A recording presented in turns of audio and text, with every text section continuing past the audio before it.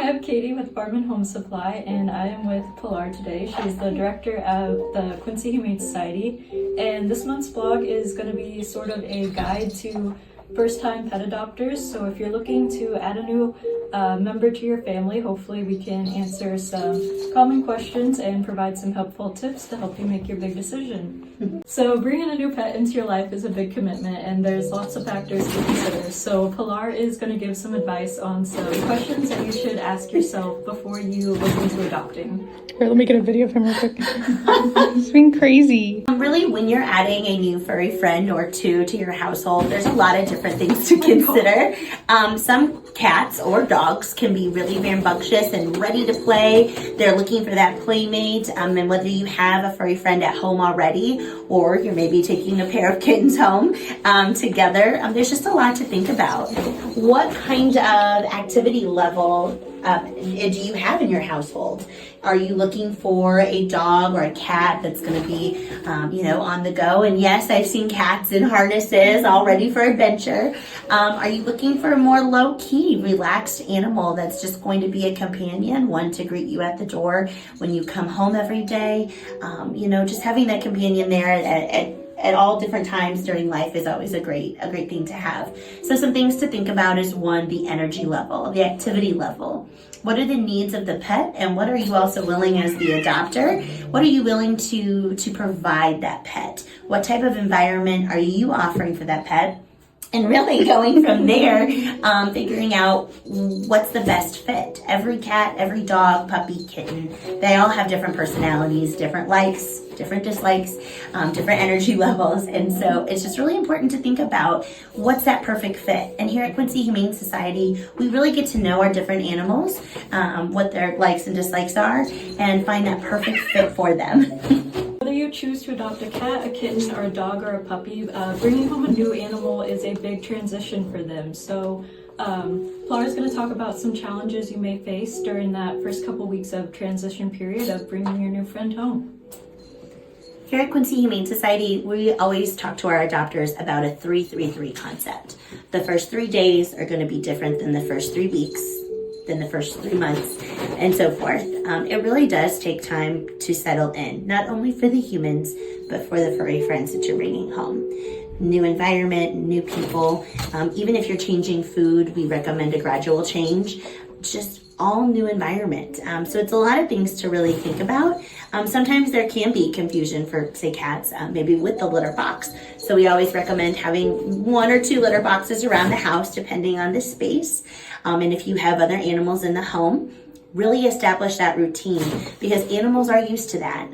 They're in a routine when they're in the shelter environment, and so it's important that they get acclimated to a routine when they're in a home environment as well. Really, people sometimes don't think about the fact that it's not just going to be cookie cutter and perfect from day one. There's going to be challenges, and that's okay. It's normal, and that's why we're here. Not only do we offer support in finding the perfect pet for a forever home, but we also want to make sure we're providing that adoption support post-adoption. So we're here. We love getting the updates. We love having questions sent to us, and we want to hear from you and how things are going and what we can help you with. Shelter life is very different from home life, so Pilar is going to share some tips and tricks on how to get your new pet acclimated to their new home and ways to establish a good routine. So as she mentioned, shelter life is so drastically different than once you're in a home environment. For starters, there's not probably as many animals in your home as there are in the shelter. There's a consistent human or humans that are in the picture in the day-to-day life of a pet, obviously with some visitors, but nothing remotely similar to shelter life where we have visitors and different staff and volunteers. When you are adapting to a new environment, it's really important to establish that routine, not only for the sake of the humans, but also for the furry friends. So if in the morning you're getting up and you're getting breakfast and you take that animal out for a walk or out for a potty break, you want to get them in that mindset. Now, sure, down the road, things are going to change a little bit. Maybe there's a day you sleep in, or it's snowy, or it's rainy, and that pet's like, what's happening? That's okay. They're adaptable. You've got to be adaptable too. And it goes back to understanding and just figuring out what works best for you and what works best for the pet. It really just kind of naturally tends to happen. And so you want to make sure that you're just being adaptable along with the pet's needs as well. Perfect. I love that one. Oh my gosh. So the next question, Pilar is going to share some often overlooked but essential aspects of preparing your home for a new pet. It's kind of like baby proofing, but puppy proofing, kitten proofing, cat dog proofing.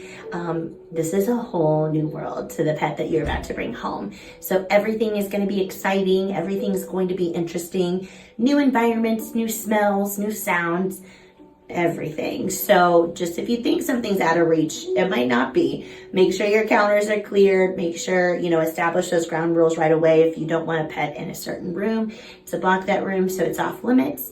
Making sure that if you don't want them on the couch, that they're not going on the couch. That will probably change. But you really just want to make sure that you are establishing those boundaries right away. New environments obviously bring new adventure. When you're thinking of bringing a pet home, especially in those early days, weeks, and maybe even months, a kennel will more than likely be your best friend. Now, if you are taking home a little furry feline like this, kennel might not be their best place, but even a separate room that you can just say, hey, while I'm gone, this is where you're going to be, so that they're not overloaded and unattended while you're not in the home. So then that way you can closely monitor them when they're exploring, when they're checking out new things, and so they're not getting into any harm, and keeping things safe but fun at the same time. So whether you're adopting for the first time or you are bringing home a second pet and you have young children, introducing them to their new family is a big important aspect. And Pilar is going to share some tips on how to make that introduction go smoothly with children or other pets in your house. So anytime you're bringing in a new furry friend, there's an adjustment all around, as I've mentioned. You really want to take things nice and slow. This is not a sprint, it's a marathon. You don't want to do all the things all at one time. Be gradual. Also, space can be a great thing.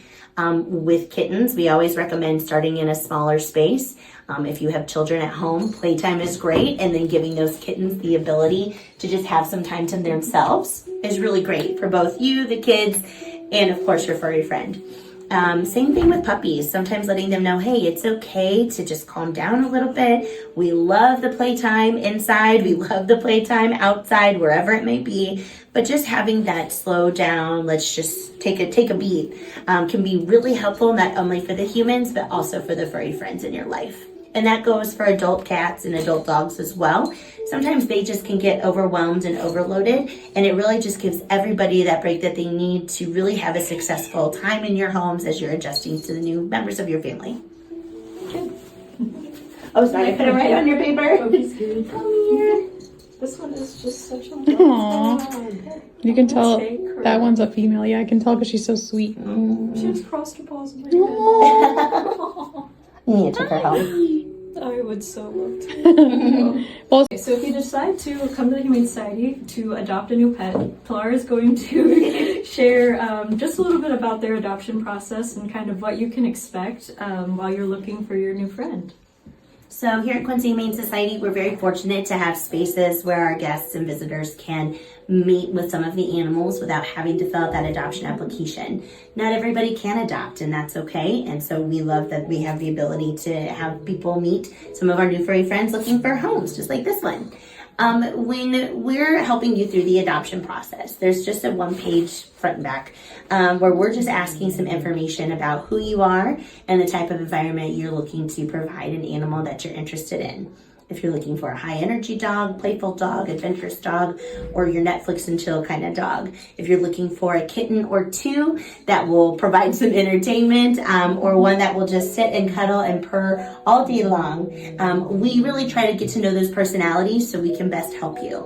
Now, when it comes down to the paperwork, right, that's all fun and great. But really, it's finding and getting to know the families and then pairing them up with different animals. We want you to meet as many animals as you might be interested in. And it never hurts to meet them because they are there looking for their homes. Sometimes you might come in with something in mind, whether that's breed, size, color, you name it. But very quickly, once you meet an animal, you might just know. And I really believe that there's that love at first sight when you meet your new furry friend. And so having that experience here at the shelter, you get to meet them in their element with other cats, with other dogs in the play yard, you name it. It's just a really unique opportunity, and we want to provide that support. We want to answer the questions that you have about pet ownership, about the animal specifically. We also do home visits for our canine friends. So our dogs that are 6 months and older, we do actually let you, if you're in Adams County, do a trial run. So that's before you're signing the adoption papers. But here's the thing. Here at Quincy Humane Society, we make that commitment to every animal in our care.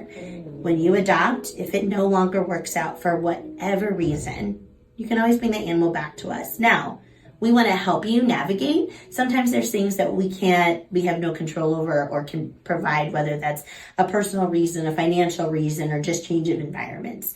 We understand that, and we open our doors to you as, again, you're part of the Quincy Humane Society family when you adopt, and we want to be there for you for the life of the pet. Not something that we always talk about at the time of adoption, but we do always make sure that our adopters know, and our visitors, that these animals, we love them for their entirety of their life, and we've made that commitment to them and to you as an adopter.